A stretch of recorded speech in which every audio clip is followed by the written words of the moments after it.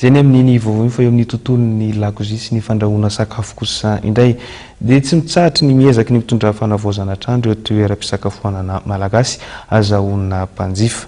Misy tokoa ireo toerana fisakafoanana no mandroso sakafo hafa sy mivoaka ny mahazatra kanefa tsy miala lavitra amin'ny sakafo tena malagasy.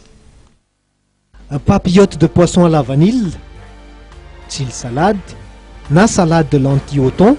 Tsy mitsahatra mitondra fanatsarana sy fanavaozana trano ireo toeram-pisakafoanana manana maizy azy eto andrenivohitra hanomezana fahafapo ireo mpanjifa. Omena safidy koa izy ireo amin'ny karazan-tsakafo aroso ao anaty karta.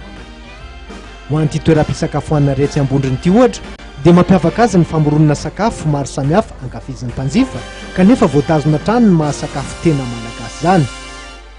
Raha ny hevitro manokana aloha ny aho dia marina fa hoe ny gasy moa zany dia bazy le izy hena sy ny voatabia sy ny tongolo izay, fa amin'izao zany efa misy ny fivoarana sy ny produit avy any ivelany dia afaka afangaro ao zany rehetrarehetra zany.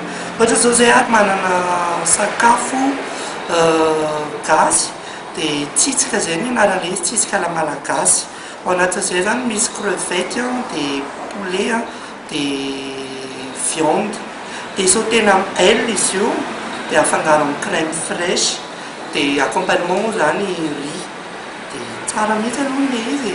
Matsiro ary dia matsiro tokoa ny sakafo vita malagasy. Manan-karena tokoa mantsy ny nosy raha resaka akora fanamboarana sakafo ny resahana. Etsy andaniny zany mbola bio avokoa ny sakafo malagasy. Ny sakafo eto aminay moa zany akora vita eto an-toerana daholo ny ampiasainay. Dia maro karazany le izy, ao anatin'izany io mampiasa trondro, mampiasa trondro be izay ny hena, ny legioma indrindrandrindra. Tsy araky ny fieritreretan'ny olona hoe voatsara ny sakafo dia midika izany fa lafo ihany koa ny vidiny amin'ny ankapobeny tokoa dia natao ho zakan'ny fahefa-mividin'ny sokajin'olona rehetra nisy sakafo amidy raha ho an'ity toeram-pisakafoanana iray ity. Tapitra reto ny fotoanan'ny fampahalalam-baovao teto amin'ny fahitalavitra Matv. Mamy fotoananao ny sampana fampahalalam-ny vaovao ny fahitalavitra Matv eo amin'ny rahampitso indray. Veloma tompoko lahy, veloma tompoko vavy.